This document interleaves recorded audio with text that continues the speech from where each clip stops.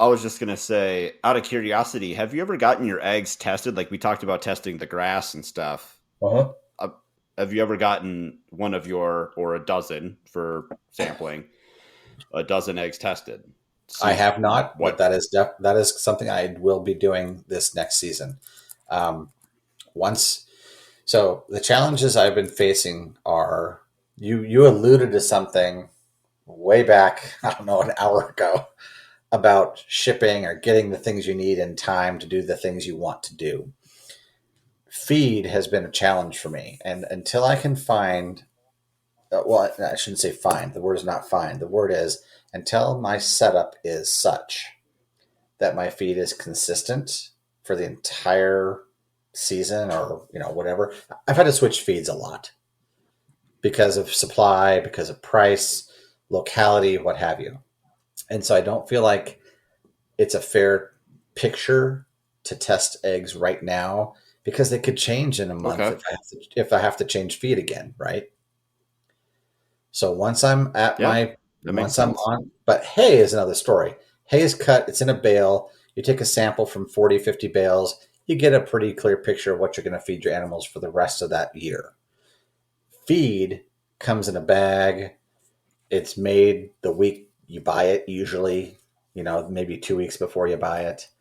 And so the seasonality of that can change a lot. So until I get a consistent supply that I can depend on, I'm reluctant to. It's not cheap. It's not $27 to get your eggs tested like it is to get your hay tested. It's quite a bit more, but I think it is Oh worthwhile. wow, okay. There are organizations, the American, let's see, APA, American Pastured Poultry Producers Association, APA, APP, three P's, APPPA.org, I believe, might be .com. They have some excellent research that they have done testing eggs. So pastured eggs versus what they call conventionally raised eggs using a non-organic feed in a barn, no grass underneath the chickens, what have you. And the nutritional breakdown is pretty shocking how they're and it is an APA video, so I don't know what they're not telling us. But the good news is that there's some really key nutritional ingredients that have we've been told that are good for humans, that pastured eggs have. So they're triple in, I forget the term, antioxidants or something, omega threes maybe. It's some anyway. There's all kinds of nutritional values that they have studied, and pastured eggs win on those that they talk about. I don't know the whole picture, so Sure. that's why I would like to know for myself. Please test these 2 dozen eggs. This is a conventional dozen I just bought at the grocery store, and this is my dozen that I made.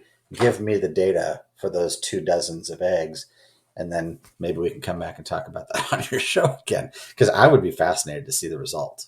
I really would. And then I'll throw in a dozen. If you're paying for it, I will throw in a dozen of mine just to see the soy versus non-soy, just out of curiosity. Exactly. Because Yeah. So we yeah, talked my about feed that when is I was at your place. Yeah. right. Right. My feed is no soy, no corn, no canola, organic. So that's just yeah. Oh, you're running no soy? I thought you said you were running soy to get the protein content up. We were. If that's what I'm. That is an example of what I was saying about my feed has changed over this summer, because I have been Okay. trying to dial my chickens in as far as lay rate consumption. So here's an interesting. I don't know. This shouldn't take too long, but I was buying a local feed. I actually started out because I couldn't find organic feed. I was feeding conventional feed, and which is just over the counter big box feed. Mm-hmm. My chickens would eat 150 to 165 pounds of that a day. So 3 bags plus a day. Whoa. Okay. Yeah. I don't remember what I was paying, 16.25 a bag. So let's call it, that's Mm-hmm. what, 48, $49, 48.75 or something like that to feed my chickens for one day, $50. Um, Organic feed costs almost 50% more. So you buy a 50-pound bag for 16 and a quarter. An organic feed is $24 to $25 for the same 50-pound bag. So it's an extra $8. So it's about 50% more money. But Mm-hmm. eating organic feed, my chickens actually ate almost 60% less. What? I couldn't Wow. believe it. Really? I could not believe it. So I tested it recently. Because I couldn't I keep copious records of everything. Every egg that gets laid I have in a notebook. Every feed bag I have a notebook. But I just was really curious. I thought, was I seeing something weird or did so I went back to a conventional feed momentarily for 30 days or whatever it was, and I tested it. It was about 150 to 165. And this is when the birds are fully adult. They're most of them are laying. There's no big major changes. And then I switched back to organic feed. Sure enough, 60% less feed. And the only thing I can think of is the nutritional content of that organic feed is that much higher. It's better. Maybe it's harder to digest, so it sticks around longer. I don't know, but Hmm. there has been no change in lay rate. There has been no change in chicken feather loss or whatever. I'm not raising meat birds, so I don't know their weights. I don't process them to know that. Um, but anyway, blew my mind.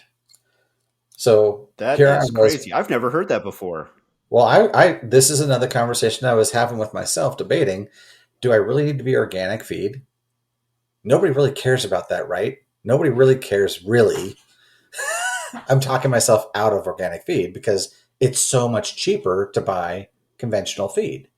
Read the label of conventional feed, though. What are you getting? You're getting uh, byproducts and wheat chaff and whatever. It's not the whole grains. They do add supplements. It's not like Right. it's not hurting your chickens, but it's, I guess, McDonald's versus making your own hamburger at home with bread that you made yourself and all the things, right? You're getting one that's Yeah. a version of food and the other one is real food. And it's not going to kill you, but it's not going to help you as much as the real stuff is. And the consumption rate really blew my mind. And I thought, well, God, maybe they don't like it. Maybe they're not eating it. My lay rates haven't changed. The chickens aren't killing each other. There's no feathers flying around. You know what I mean? They're not acting like they're starving, or it's just bizarre. It blew my mind. And I thought, well, maybe it was the That's pasture. amazing. Maybe they got on a really rich chunk of pasture. And I'm like, dude, your pasture sucks. There's nothing out there for them to eat except cheatgrass seeds and some mustard heads. So until I have a real lush pasture of green grass, I think that argument settled itself. So it really was. I think my opinion is that the organic feed that I was feeding them was that much more. It was better for them in the form of satiation. It satiated their hunger, and I don't know. Maybe it was because it's a mash compared to a pellet. It took them longer to eat the same amount till they got full. Right, a pellet they can eat one pellet and they can Okay. just keep pounding pellets until they're just gorged with food, and they eat almost Right. all Yeah. day. So if the pellet size gets smaller and smaller and smaller, they have to work harder to get full, but they still get full and they're getting better nutrition at the same time. I don't know. I'm sure someone's written a paper or a book or a YouTube video about this, and it was one guy's observation. So take it for what So it's worth. on your balance sheet, does that does that make it a wash going organic versus not organic, or are you actually in the green a little bit by going organic? Yeah, when I did the math, it actually saved me a couple bucks a bag to go organic because the bag lasts longer. So instead of 3 bags a day, I'm using one and a half, one and a third. And so I Okay. got that little tiny extra bit of feed over the course of a year makes a huge difference financially. When you add up that $1 or $2 times 365 Definitely. days, that's an extra $700. It's like, hell yeah, I'm doing that because God knows, I can use all the padding I can get on profit. So Definitely. yeah. Now, like kind of like a, I guess like a principle question. You like personally. Now, if it was completely even across the board, like as far as financially, they eat 50% less, but it's 50% more in cost. So like it's financially like a wash. Um, but like you said like organic feed is harder to come by. Would you still do it?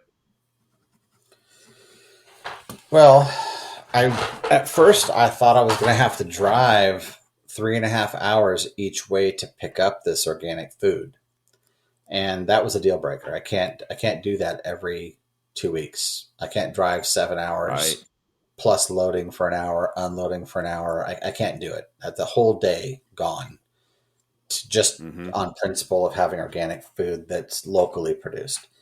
Um, I experimented purchasing organic food. There's a brand called Scratch and Peck. I think they're either Mm-hmm. out of Bought Oregon them.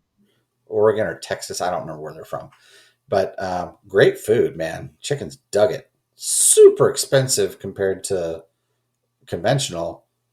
A little bit more than the locally produced stuff, but it's a different food. It's not really comparable. I mean, you're talking whole grains and seeds, and I mean, you can see it. It's amazing. Sunflower seeds in there and all kinds of cool stuff. Chickens dug it. I mean, I felt really good about feeding it to them. It's like feeding them filet mignon every day. um, Yeah, really. but it broke the bank. I mean, it's like there's no way. I can't afford. I'd have $8, $9 dozens of eggs just to justify the cost. So, so those are the things. Those are the questions I wrestle with. Like, how much price elasticity do I have in this marketplace? If I was in Portland and I wanted to sell an $8 dozen of eggs, I'd have people lining up because they can't get enough cool shit in their food. Oh my gosh, they're organic. Oh my Yeah. gosh, you feed them with your left hand only? Yes. And I always wear a flower power t shirt when I do it. And I use only organic beard oil on my beard. And all my clothing is made from hemp. And they buy them, they'd pay Sure. anything. Yeah. Yep. And that's not to insult anybody for principle. It's just that the folks here in Montana, my potential customer base here, there are a few of those folks who will buy anything that they believe helps the earth, helps their body, is the right thing to do, animal husbandry, what have you. But there's not nearly as many as there are in a metro market like Portland or Right. Los Angeles or I don't know, Austin, Texas. Um, so I have to make those decisions based on, yeah, I can make a killer super premium egg that would cost $9 a dozen, but I'd sell one dozen a week and I'd have to deliver them to the top of the mountain in Missoula to the one guy who bought them. Yep. And then what Yep. good is that, right? So, and then you have to do Yeah, the it's a math. tough market here for sure. Because, I mean, wages in this area are like a third compared to, let's say, Los Angeles. Oh, yeah. And I looked up rent in Missoula versus Los Angeles, and it's not like exactly apples to apples, but like let's say a one bed, one bath, maybe a studio, whatever, like it's almost the same It's in some ridiculous. Yeah. cases. I mean, yeah, it is pretty crazy. So I mean, you got to And just know your market. having lived in both places, I can tell you that your income earning potential in Los Angeles is way higher. Even if you don't Oh, sure, currently it's have a almost job, infinite. even if you don't have a job paying a great wage, there's a job you can go get that has a great wage. Here, I don't know what people earn, but I do know that it's a lot less. And I know that the industries are not here for people just to go get another $80,000 a year job and then have a bunch of disposable income to buy $9 a dozen eggs because they feel like it. So Right. I totally get it. And that's why I have to kind of play this balancing act of, well, and that's why I have a range of prices. I use my overall sales mix to cover my cost and make me money. hopefully over time, I grow in customer loyalty. They talk about the amazing cakes and pies and things they make with my eggs, or the breakfast spread they make, or the restaurant decides he's going to go big on brunch and he's going to buy a lot more of my eggs, whatever. Um, Fantastic. Those are all ways I can grow. I just don't see myself ever being a bougie $8 a dozen egg. I I think they're worth it. I'd love to be able to make that much money off of my eggs. They cost me Yeah. right now about $3.45 a dozen to make because all my birds aren't laying, and I'm using a high cost feed to make them. So my cost is almost $3.45. I cannot possibly sell them for less than that. I'd lose money every time I sold an egg. So I have to sell them for $5. That's my base price. $6 is better. $6.99 is better. But you hear a $6.99 egg, and you're like, holy crap, that's ridiculous. Not really. I have real Yeah, costs that given the latest kerfuffle, I guess, which we can go into. We've been kind of dancing around it a little bit here. Um, we're gonna get a little controversial, maybe a little political. So everybody, just calm down. Um, did can't wait. yeah? Did the government's response to COVID impact you in any way? Actually, hmm.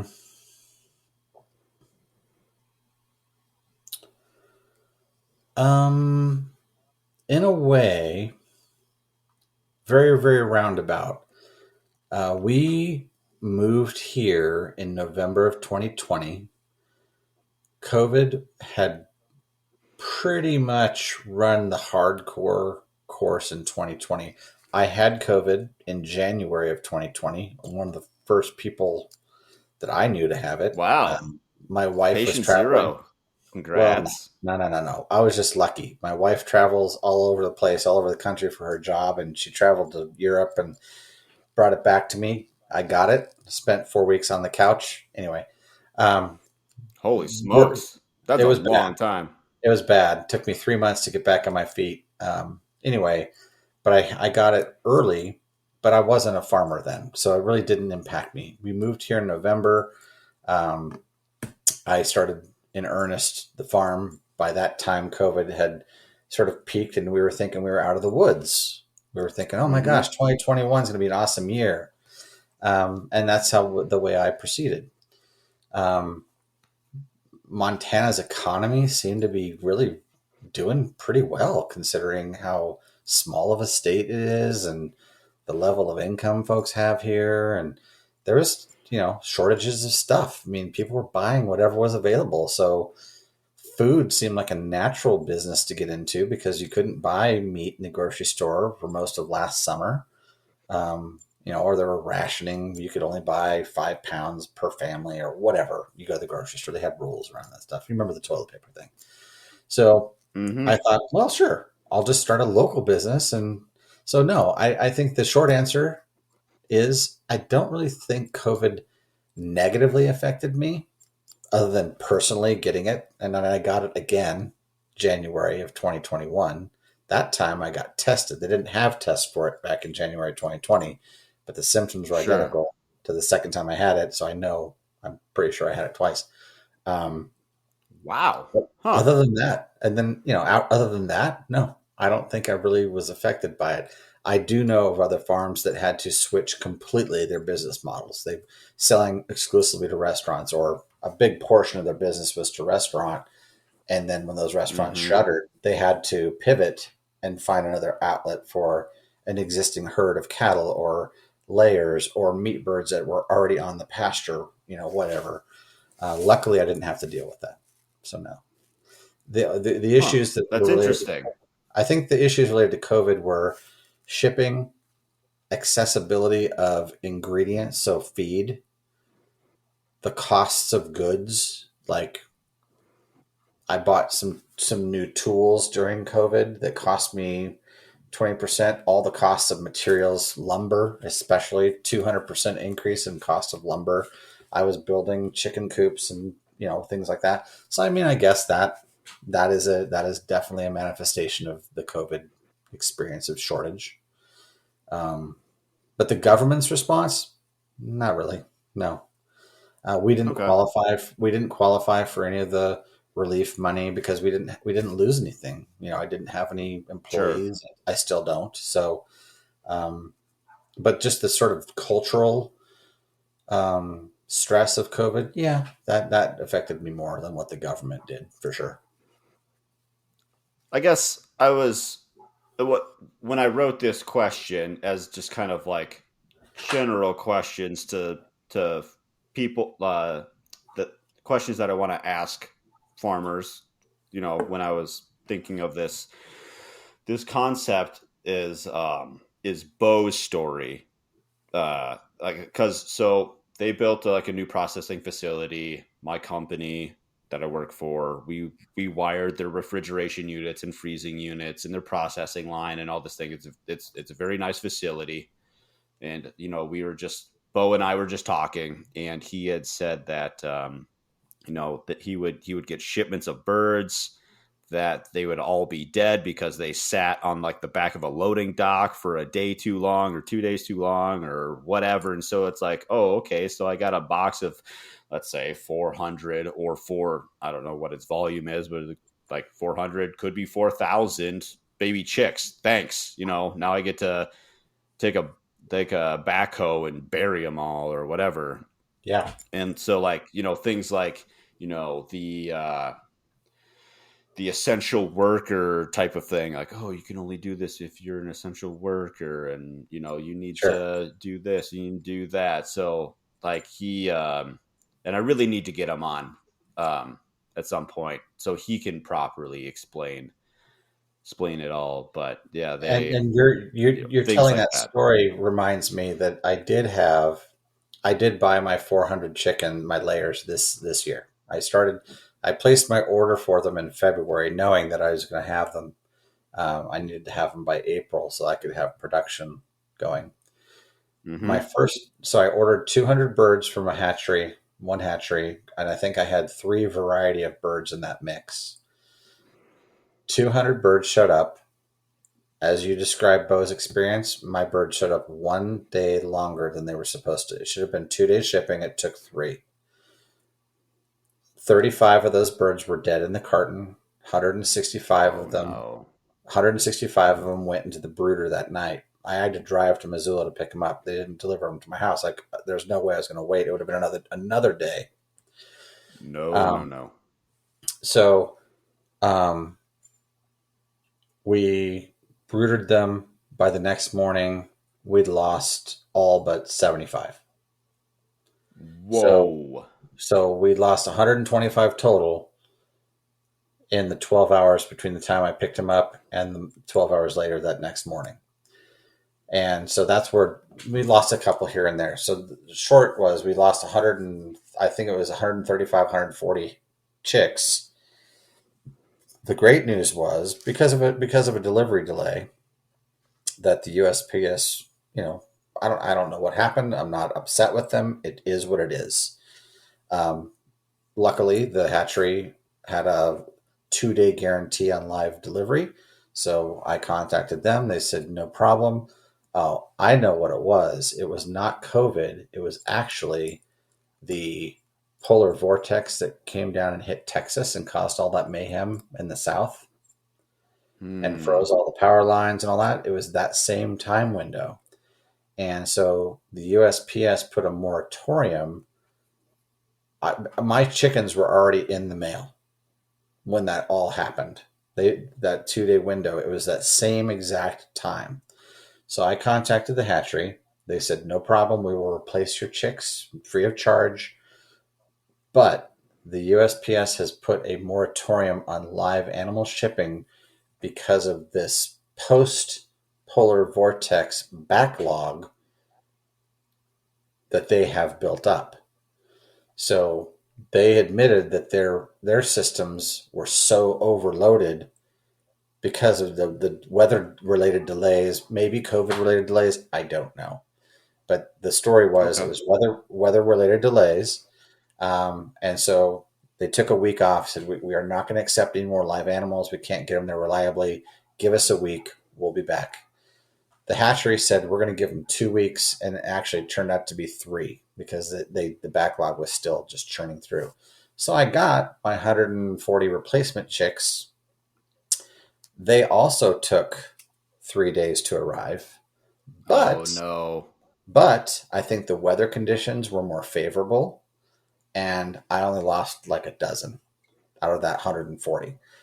But the problem is now I have 65 ish, 60 chicks Mm-hmm. that are 4 weeks old, and another group of chicks.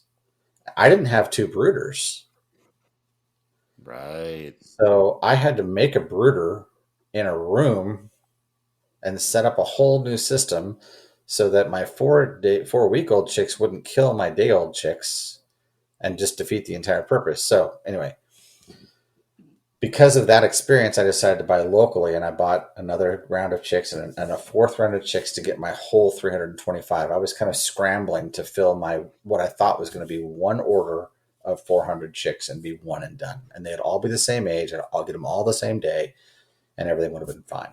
So this was kind of a cluster on timing, and that's why right now out in that pasture I'm getting lay rates of 50 to 60% because 75 of those birds still have a week to 2 weeks to go before they'll start laying because they're that fourth group, Oh that geez. oldest fourth group. Anyway, it's those nuances of detail are really, they stick in my craw. The reality is every farmer goes through crap like this. It may be pig Yeah. farrowing. It may be rain cycles when they're trying to grow a wheat or something. It could be calving seasons, whatever. But it was just, to me, this year it was shipping related issues, and it sounds like the guys at Living River Farm had the same problem. Yeah. But that was 2020. That wasn't 2021. Oh, Not so to that like was split hairs, all but specifically COVID related. Last year, I understood you couldn't buy chicks. People bought them up so fast, like the toilet paper. They just went, "Oh my gosh, I can't find meat in the grocery store. I guess I'll grow my own." And you couldn't buy a chick last year. And yeah, if you they weren't were already they were on the gone as calendar, soon as they hit the yeah. yeah, if you weren't on the calendar, you were out of luck. And that's why in February of 2021, I got my orders in. I had 1,000 meat birds ordered. I had all my 400 layers ordered. I had my calendar already planned out. I knew where everything was going to happen. And then, yeah, so plan and then plan to throw the plan out. Yeah. Plan to throw the plan out. Um so kind of leading into that or this, do you feel like the government needs to be more or less involved in how we produce food? I know I'm getting heavy here on the end here. I got a couple lighter questions after this, but No, it's a good question because it's a nuanced answer, I think. Things I appreciate about what our government does for our food supply is the impression of safety. I like the emphasis on impression. Well, because everything is an impression. I think we can't know the truth about almost anything. We believe what we believe, whether it's a what a politician says or a government agency says or your neighbor tells you some story. You're allowed to believe as much of that or as little of that as you want. The powers that be, government, experts, media, whatever, and media of all stripe, not pointing the finger at any specific type of media, podcasters. Um, I think there's a lot of effort put on getting people to listen to them. as our culture evolves, it becomes more and more apparent that people who are looking for eyeballs, clicks, listeners, viewers will say and do and represent the information that gets them that result, the clicks, the viewers, the listeners, the time spent watching. Sometimes the capital T truth, there may be an essence of it in there somewhere, or sometimes it's just straight up BS just to get you riled up and make you listen. I think, and I'm not pointing the finger at anybody because I think it's rampant. Um, Marketers, advertisers, what have you, right? So the impression of safety, I mean, according to what I read, according to what I see in law, because I read Montana state law, I read the USDA codes, I read that information, and it looks well thought out. It looks like it's there for a reason. There's a funny, every time I see a goofy sign like "Don't let your dog poop on the deck" or something stupid like that, you're like, that means somebody did that at one time, and they had to put up a Probably, yeah. sign to stop people from doing that. Well, that's kind of how I feel about laws. If you read laws carefully, they're not generally arbitrary. People don't just make up laws to bring people down. They're usually because there was something wrong, or somebody made a point about something, or somebody was being treated unfairly and they wanted to change the way the world was. So anyway, I read the USD codes. I read those laws that allow or that tell us how many chickens we can produce in a year. And I like the safety aspect of it. The intention feels to me like we want to keep our people, our citizens of the country, the state, the county, the city safe from bad actors or ignorant actors, people who don't know Sure. that you should keep stuff clean, right? But who's going to police that? Who's going to keep track of all those laws and enforce those laws? And it's just like any controversial subject you might want to bring up, whether it be gun control or border patrols or whatever, who's going to enforce the laws? As scary as those laws sound, who's going to enforce them? And it boils down to selective enforcement. Sure. So, okay, not every municipality, every government agency, every city has the means or interest in enforcing all the laws. So you learn over time what you can and can't get away with, and Mm-hmm. where people are getting away with stuff. Are we as a country, people, neighborhood safer or less safe? That to me, that's the nuanced answer. Should the government get more involved or less involved? Both. They should get more involved in the policing of the stuff that's already out there, and really try to understand more about what they're trying to legislate. I know that there's a whole group of folks out there in the world who really see the value of like raw milk, for example. Currently, most places in the country, it's illegal to buy it. It's illegal. Well, it's not illegal to buy it. Maybe it is. It's not illegal to consume it if it's from your animal for your family, I believe, is sort of the phraseology. But it is Sure. illegal. It is illegal to sell it to somebody else, I believe. Even like a cow share like they've done laws Well, so on that that to right, make a that cow share is illegal. one of those potential workarounds. Well, it's my cow. I own 1/18 of that cow. Therefore, I'm not buying the milk. I already own the cow, right? Whatever. Great. Mm-hmm. And so that's people testing those edges and trying to find those ways to get what they want out of life, despite what the government or people who think they're doing something.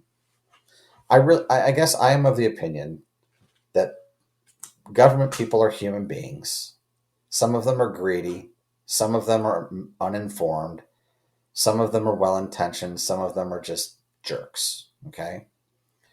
But on the whole, the majority of the time, I don't really feel like stuff is punitive, like just to mess with us as citizens or farmers. I think they just don't have all the information, or maybe there's a bit of corruption involved. Maybe it's a big entity like, and I'm not saying this is happening, but you have one kind of meat producer saying, I don't want that other kind of meat producer to get purchased and to have as much success as I'm having because it'll take away from my sales.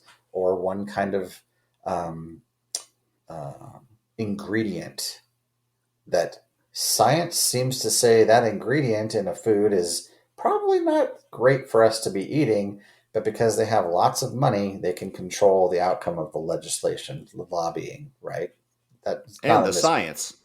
Right. And they can manipulate science by posting their own, flooding the marketplace with science that they've created because they paid for it.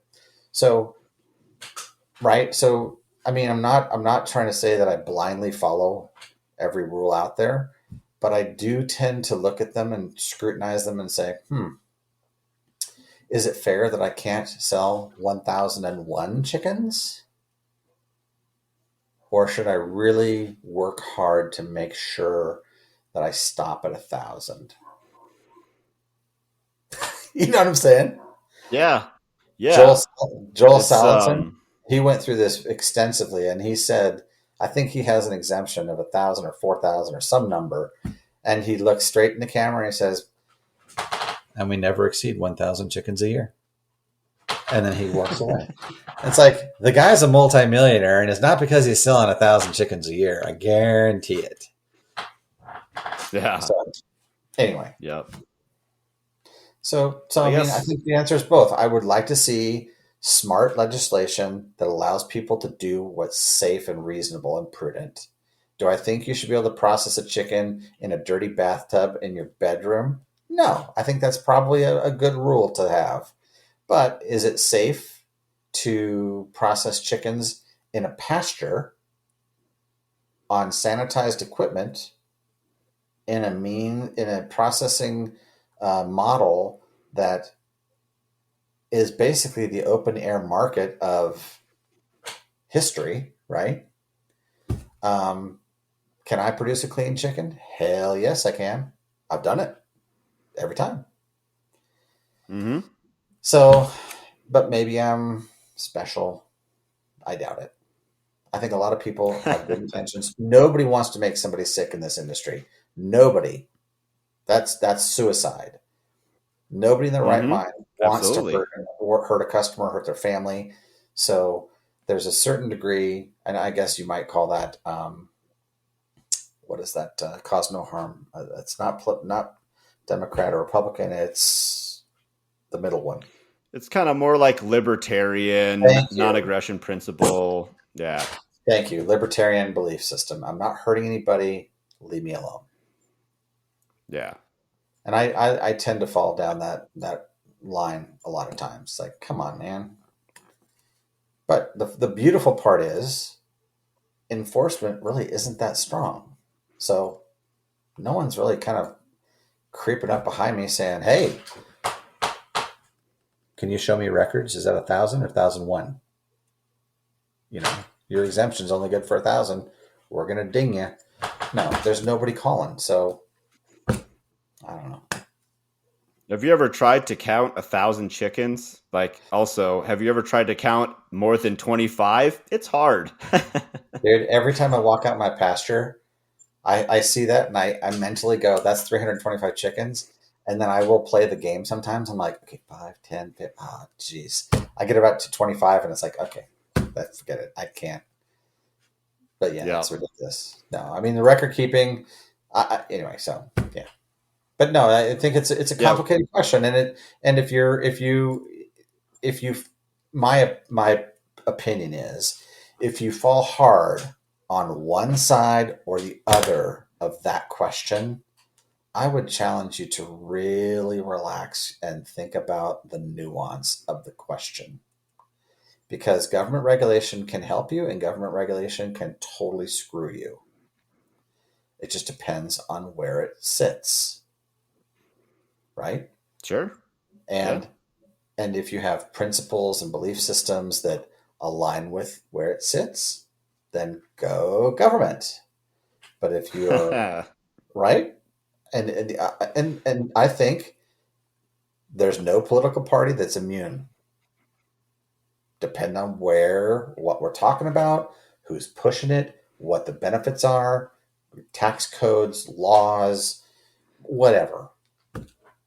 There's always somebody who's going to benefit from the law, and there's always going to be somebody who loses. So if you happen to be Yes. sitting in the right chair that day, then go government. But I think there's nuance. So it's not a black and white answer to me. That's interesting. I mean, we could obviously we could talk theory about this all day. I mean, like the laws are there, Yeah, doesn't make that like just because the laws are on the books doesn't make them morally right or morally wrong. And the people that choose to follow them, do they choose to follow those laws because they are moral laws or just laws, or are they following them out of fear for repercussions of what might happen to them? Like sure. it's you know that's a very yeah, that's kind Well, of I all mean, I was gonna take go with take there. cannabis legislation is a great example. It's still against the law to smoke marijuana in the United States, according to the federal government. However, how many states now have legalized? They started out incrementally with legalized medical marijuana for patients Hmm. who had, and now it's widely acceptable for personal consumption up to a certain value, and every state has kind of managed that. But still, technically, the feds could come in and shut the whole show down tomorrow if they were so inclined, because it is going against federal law. That's a great Sure. case because there's a winner on both sides of that question. The winners in the states are the cannabis growers, the cannabis users, people who appreciate the freedom to do what they want to do with their body. Fantastic. The people who lose are the people who are against it, the cops sometimes, the legislators, the court systems who've put away a lot of people over the years. And now they have to reconcile with, oh my gosh, we've got jails full of people who we put away for drugs that now that drug is legal in our state, but it's still illegal on the federal level, so we're okay. But there's going to be a reckoning someday. Are they going to let those people go? Right? I mean, those are complicated Right. questions. Chickens feel like a lot easier question to me. Yeah. Where this question kind of comes from is that we we live in a very centralized food system here in the United States. There's a lot of people that go to the grocery store every day. No idea where their food comes from. Like chicken, for example, could be Tyson, Purdue, or Golden Plum, or there might be a couple others in there, but I guess those are like the big ones. And like you know, like to solve like a food crisis like we did last year. Obviously, we saw a lot of empty shelves. People should be growing at least some of their own food. Like that's more or less why I did it for myself. Like so that I had a freezer full of chicken, that I could get wherever I want. That's why I try to reach out to local farmers, other homesteaders. Maybe we can barter. I'll pay you for it, whatever. So, like, I don't those connections are already made. The skills that I gain are already made. So, if the shelves are empty, I'm not freaking out. Like, Mhm. um, the example I give, so like we were talking about like regulation stuff. The example I give to people is like, so I bought that lamb from that guy down in Hamilton. He can't directly sell me the cuts of meat already processed. He No. has I'll buy the live animal and pay a I don't know, $10 transport fee, $20 transport fee to the processing facility or whatever, and then they pay a $10 kill fee, and then whatever price per pound to do the lamb or whatever, and Yep. then I get the cuts of meat in a box. Yeah. I just All did that. all I this just did it like with a pig I bought from my neighbor. yeah. So the example I give is like, okay, so if the farmer, I guess in this case the shepherd, was to handle all that processing for me and hand me that box of meat, all of a sudden I'm going to die from food poisoning or whatever, like mishandling. Like you said, if people get sick, it's suicide on their part. Like word gets out, and that's kind of like the free market speaking. Like hey, I got sick from so and so. Like don't buy from him. Like it's in his best interest to um do the best that he can. Where it really protects people, or I think those types of laws more protect the big boys, like Big Chicken, like Tyson Purdue, Golden Plump, that they can't directly sell to consumer, to give them a layer of protection that I can't. Hey, it's Golden Plump's fault that I got sick. Like, no, no, no. It's a processing facility. Yeah. Well, those I companies, think. a lot of those companies are vertically integrated, so they own their own processing facilities, and so it's all smoke and mirrors. But it's corporate law. Corporations have liability protections because Corporate they're veil, yeah. corporations. You know, I think even your example though is nuanced. Let's say that you did buy that. Let's say that lamb you bought, you purchased it, and I assume you paid him by the pound for a hanging weight on that lamb. Is that right? I think so, yeah. So that's how I bought my pig. I bought a half a pig, and the farmer delivered that pig to the processor. It still belongs to that farmer. The farmer made an arrangement with the processor that they're going to kill that pig. They're going to process that pig into a hanging carcass, and then two people are going to buy that pig. So the processor is an intermediary in that transaction, but the processor that we used was not a processor that was an inspected facility, a state inspected facility. So that pig could not be cut up into pieces and sold in pieces. It had to be sold to me as a half a pig. And then me, the customer, had to make the decision of how it was to be dispensed. So cut it into 22 pork chops and 3 pounds of sausage and whatever. I made the decision on the cuts, the wrapping, and then Hmm. I paid the farmer for the hanging weight per pound, and then I paid the processor for the cut and wrap fee and half of the kill fee. So, but I still know where that meat came from. Right. If that farmer had killed that pig in his shop, hung it up in his cooler, let's say he had a cooler and he could control the temperature, or maybe he didn't. Maybe he hung it up in the shade in his barn and he wrapped it up and protected it from flies and mice and whatever.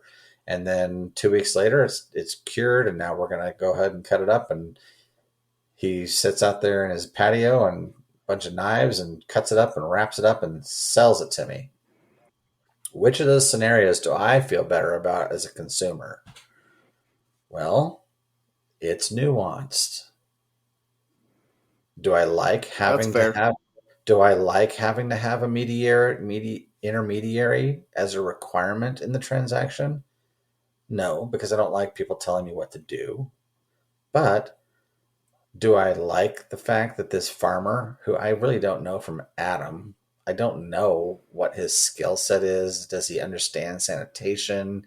Does he know how to cut a pig body into parts that are edible? I don't know. I mean, am I going to get useful meat from this guy?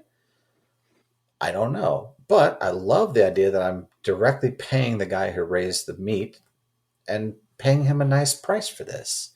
And he's keeping my costs low by cutting it up himself. So, like I said, it's pros and cons. I love the fact that these guys who are cutting up this pig at the processing facility have been trained, probably certified, and they're certainly inspected from time to time by somebody who's holding them accountable for things that are gross, unsafe, dangerous for them, for the animal, for the future of my family's health, right? I like that there's a set of eyes on it that aren't mine, 'cause I don't know everything there is to know about animal safety or food safety. So, like I Sure. said, there's pros and cons. So, I'm paying a fee that I otherwise wouldn't if I were killing my own pig. I'd cut them up and do my best, like when I shoot a deer or an elk. I process my own Mm-hmm. animal and I do my best. And am I the best butcher out there? No, but I get it done and it's fine, and it doesn't bother me. So, could I buy a live Right. pig from a guy and shoot it in my driveway and put it on a table and process it myself? Yeah, I could, but I'm busy, you know, right? So, so for our convenient American lifestyle of, I really have no time to do a pig. Which of those two scenarios am I more comfortable with? Well, they both have their pros and cons. I'm going to go with the processor guy because that feels like some accountability to somebody Sure. that I can say, hey man, I got some weird meat, or it was green, or I didn't like the way it smelled, and it's not the farmer's fault. He's out of the picture. So I have someone I can talk to. Anyway, so that's what I mean. I try to I try to break it down into small little pieces and think, well, if that one piece changed, how would I feel? If there was nobody keeping track of anything and the government weren't in the food process at all, man, I just might have to go to McDonald's all the time because at least it comes out in a wrapper and I just know it's probably overcooked and sanitized or something. I don't know. Just, It's overcooked. But well, I cooked, mean, but no, there's, you know what I mean? You can get a medium rare yeah, hamburger. That's yeah. perfectly safe, but McDonald's isn't going to let you have one because they don't want you to get sick. No. But I mean, you step in the back of like behind the counter, like food prep area, you pull away some of those countertops. It's pretty nasty in some of those fast food places. Like, 100%. I ran one for 5 years. yeah. I know all So, about it. yes, there you go. So, I mean, Who's watching? I don't know. The Yeah. rule, Like, the rules yeah. exist. They say you have to wipe down your countertops with a solution of X, Y, and Z, and use a disposable towel, or keep that towel in a sanitizing solution that is changed every hour or whatever. How often does the health inspector come by? Maybe once a quarter if they're really hyperactive. Sure. I saw my Yeah. health inspector once a year for a half hour. 30 minutes out of Wow. I don't know how many thousands of hours of my operation was I actually inspected. So it's all an honor That's, system in a real way. yeah. So that's where I kind of settle on. You just have to kind of go with your gut. Way back at the beginning of this kind of question, do I believe what I'm being told? Are they taking the procedure seriously in the back room? Are they trying to be as safe with the food safety as they can? Are they wiping down the counter? God, I hope so. Cross your fingers. I hope Yeah. so. And I think I that think the goes. best show that illustrates this is that show Bar Rescue. I don't know if you've ever seen that show. I've heard of it. Uh, so they'll go it's like basically bar like renovations. Like I'm gonna turn this place around in a week type of show, and Yep. they always check out like the kitchen because they'll do food prep or whatever. It is like the nastiest places you've Oh ever yeah. seen, and like these aren't just dive bars either that they do. Like some of them have a very nice appearance, but it's just like their hood vents are just dripping with crap, and like their fryer grease hasn't been changed in ever, and just Yep. again, it's the illusion of safety. I forget the word that you used when you started. It The impression. was it illusion? The No, impression. Yes, thank you. impression. The impression of safety. And it's a guide. They're all guidelines, but so are rules when you drive your car. Yeah. or buy a house or whatever. I mean, do you trust the people you're working with? And that is why I think farm tours are so important in my business. If you can come to the place where your food is actually grown and see it in the process and ask the questions you want to ask about it. Why do you do it that way? Why is that over there? What's that over there? Right? And really if you're curious about it, freaking awesome, dude. I want you on my farm. Come, please check me Mm-hmm. out, talk to me, grill me, because I have nothing to hide. And in fact, I think you will be as excited as I am about what we're doing here. But where I think government, and I've heard the term nanny state, right? That's a very Mm-hmm. common phrase. It's a derogatory term. I think what happens is our country has become complacent. Again, not any political party.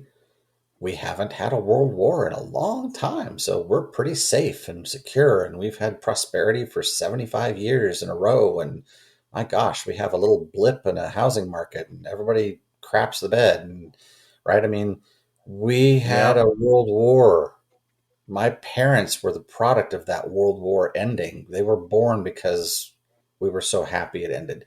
Now we have a government that doesn't really, I wouldn't, I mean, it depends on your definition of take care of, but they've made it safe. We have a fantastic military. We have fantastic laws. We have great infrastructure, although it's getting old. And we're a relatively safe, progressive, modern country with problems, but we just trust that the things that work. The water comes out the faucet. The toilet flushes away the bad stuff. I don't have to look at it and deal with it. I don't have to go carry water from the creek and boil it in my sink or my kitchen and then make it potable. It just shows up. We're taken care of as a nation. That's the whole idea of a civilization, right? So, how far do we want to go? Do we want to strip away laws that make us feel safe and make us feel insecure again? Or is there nuance?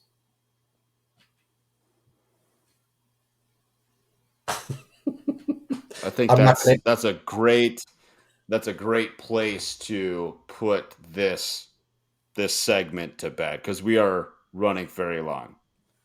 Not that I'm not enjoying this. I am. But um like I said, we could be talking theory and whatnot all night. All night. I guess to wrap up here, what would you tell people that want to get started?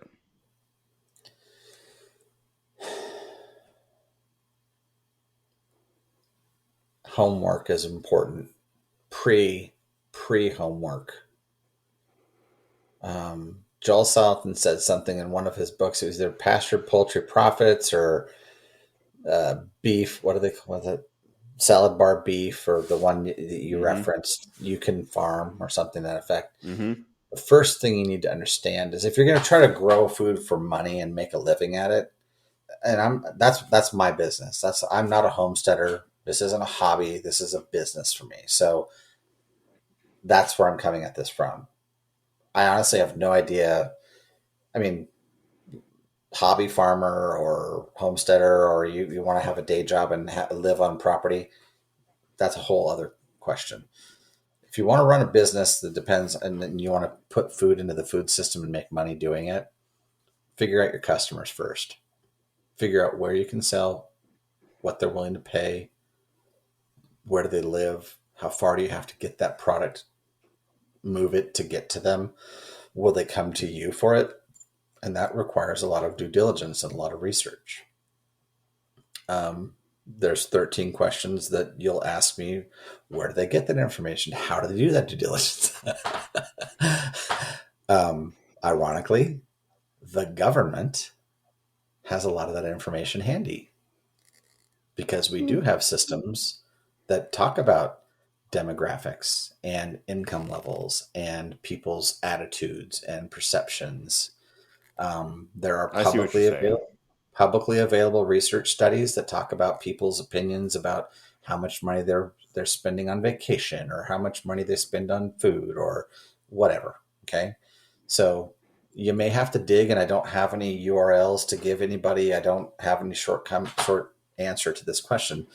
Every situation is going to be different. You may have a chamber of commerce office. You may have a agricultural office in your county. You may have a friendly restaurateur who can give you some insights. Other farmers are great resources for that kind of stuff. Talk to them. What are they growing? Definitely. Sure, right? Um, but know who you're going to sell to, and then figure out what you're going to sell. Unless you just don't give a rip and you just want to sell what you want to sell, and then you're taking a huge financial risk. Great, but my success depends on selling a lot.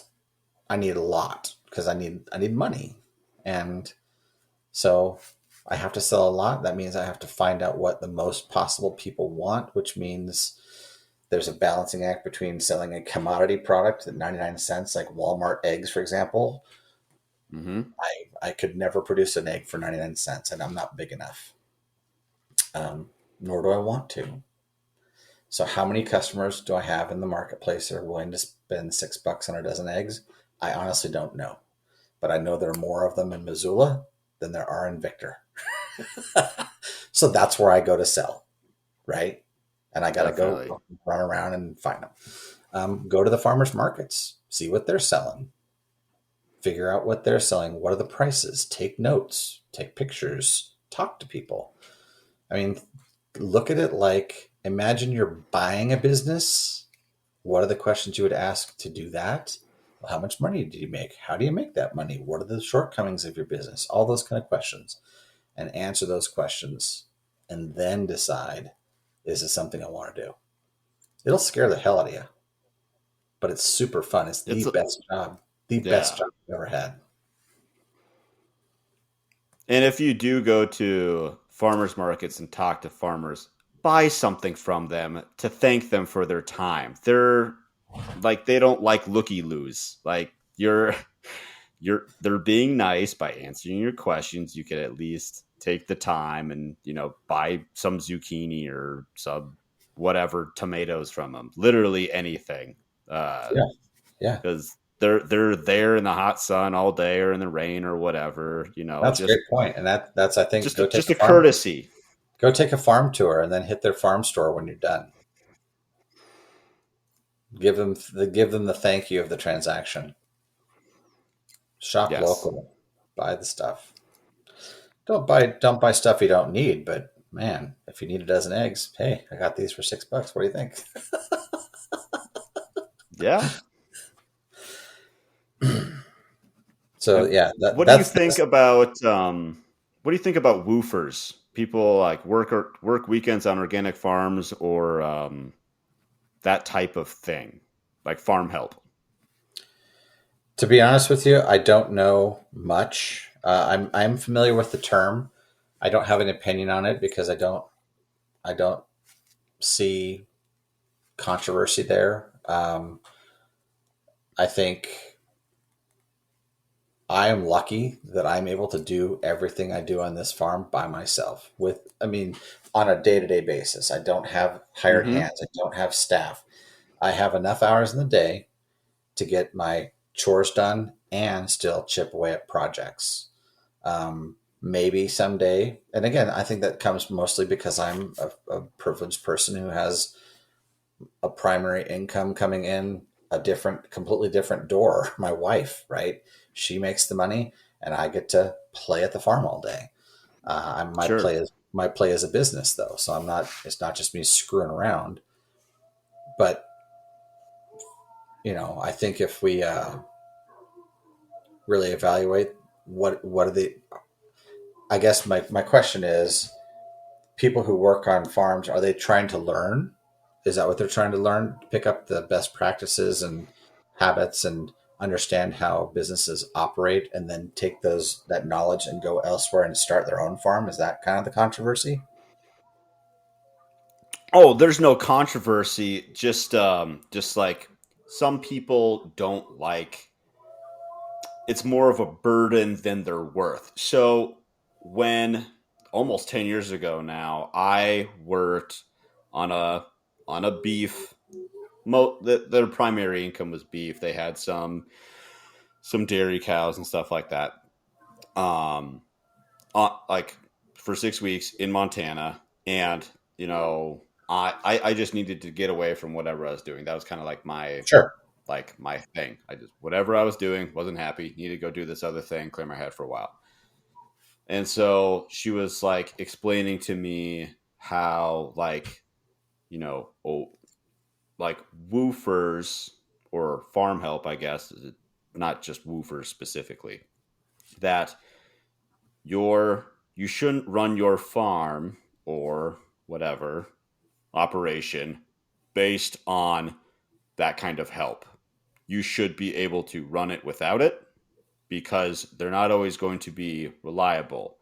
And it takes quite a bit of time that usually they don't have to get that help up to a level that you really need them at. I mean, it's really just like training like an employee at anything. They're like, okay, so you paid them $15 an hour or whatever, an employee to start. They are worth maybe five when they start because they know nothing, unless they're. I mean, we're talking brand new, right out of high school, never worked a job before type of skills, right? They're Mhm. and so this was me working on a farm. I've worked on my uncle's hobby farm, but he'd had vegetables. He didn't Mhm. have beef. He didn't have dairy cows. He didn't have things like that. I just had a work ethic. And so so there's that. And I had something else, but I kind of forgot what the rest of it was. But um, just Well, I think I get what don't you're. run. I think I'm getting where your question is. So there's two sides to this, and I'm not familiar with the term woofer. I'm sure it's an acronym for something. I don't know what it means, but work on farm something. Um, Yeah. but it's temporary workers or volunteers or interns or whatever.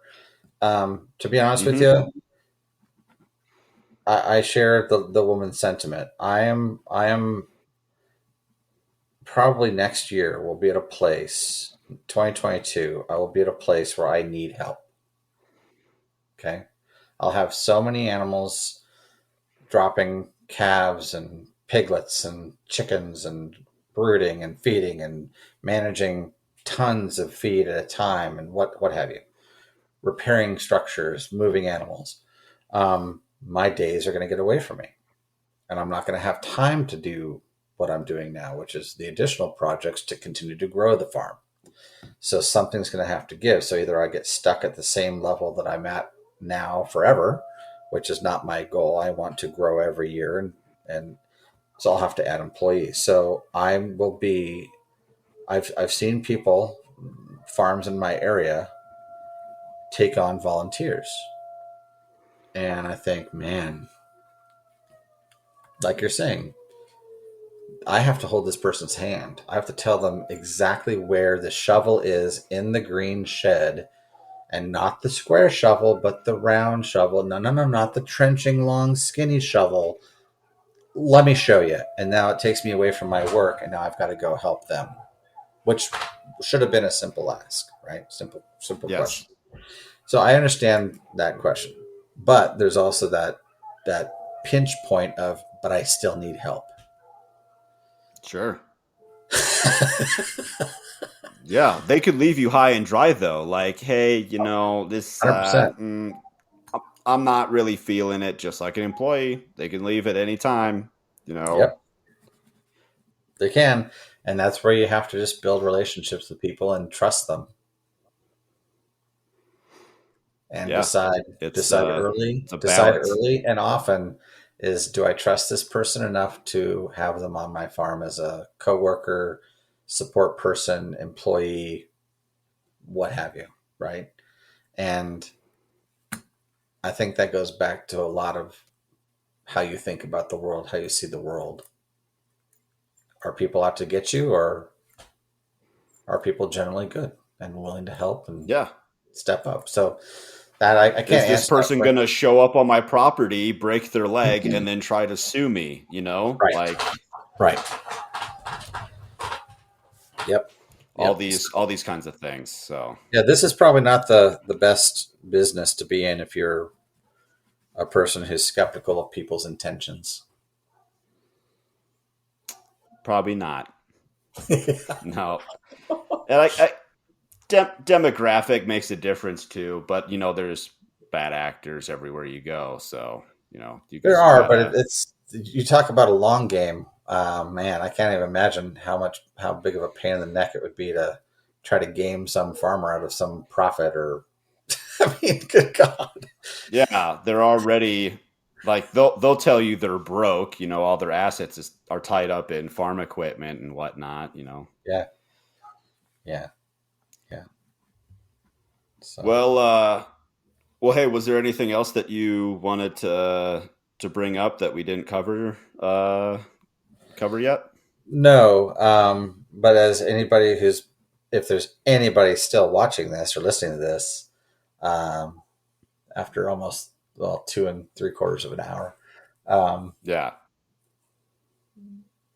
I could talk about this. This is, as I said, this is the best job I've ever had, and I've never spent this much time talking about a marketing program that I did when I was an executive, or any other work I've ever done. It was a job. This is a passion. I really like this. It is not easy.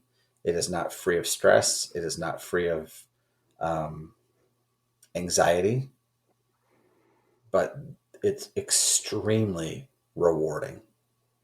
And I feel good about what we do here.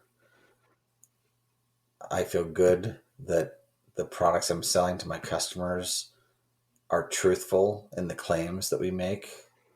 The the things we say about them are honest. It's not some marketing spin about, does not contain nuclear radiation. It's like, come yeah. on, man. Oh, gee, thanks. It's like the milk industry. It does not contain BTSD, or whatever, the artificial growth hormone that is illegal Right. in our nation. Why do you put that on there? Because it's a marketing claim that, anyway, they're preying on customer ignorance. So my preference is educate customers through opportunities like this, Matt. I love this, that you're doing this. I'm excited to see where this thing goes. If this particular interview ever sees the light of day, fantastic.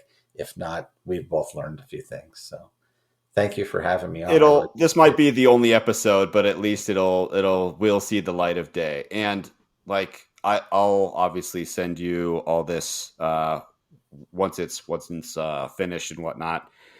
And it maybe we can chunk it up in segments, however we want to do it. But it could be something as like a little teaser or like a fish hook for other future customers. Like, hey, if you want to know more about me, here's like a 3-hour interview I did. You don't have to listen to the whole thing. Here's a 10-minute segment, whatever. So yeah, like, yeah, obviously you can't spend 3 hours all the time with no, everybody, so I'm not saying I'm doing you a favor, but like you can absolutely use me in trying no. to It's a great explain resource. things. I can definitely see how this is a resource. And if there were, yeah, I might say shuttle ahead to 2 hours and 15 minutes. That's where I get into politics. Yeah. Speaking of resources, is there a place people can find you and follow what you're doing? Website, social media, any of that? Absolutely. Our website is grazeandroam.com. GrazeandRoam, like Mary.com. We talk about our farm. We talk about our practices. We sell our products through the shop on that website. Instagram is Graze and Rome. Facebook is Graze and Rome. Um, Being an ex-marketer, I had to make sure that we picked a name that all those things were available.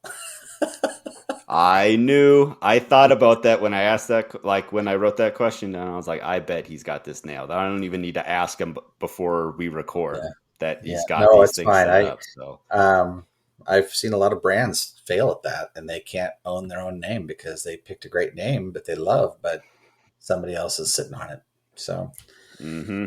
do your research. Go to GoDaddy or some other website reseller and see if your URL is available before I even start. I mean, having a place to park information in the world. I mean, my website, we just started it probably April, I think.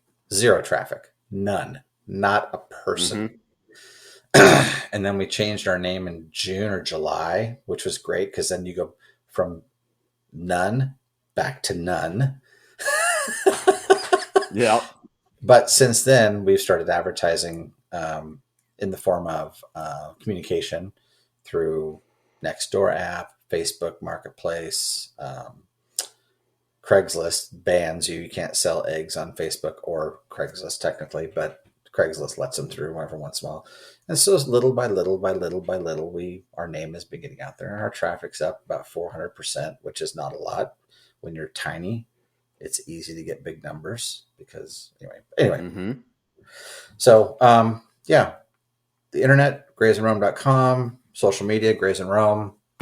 And yeah, we try to put up interesting content, kind of keep it real, um, keep it simple, not tell fake stories. Talk about our customers, talk about what we do, just share the fun of what we do. So we think it's fun. Good.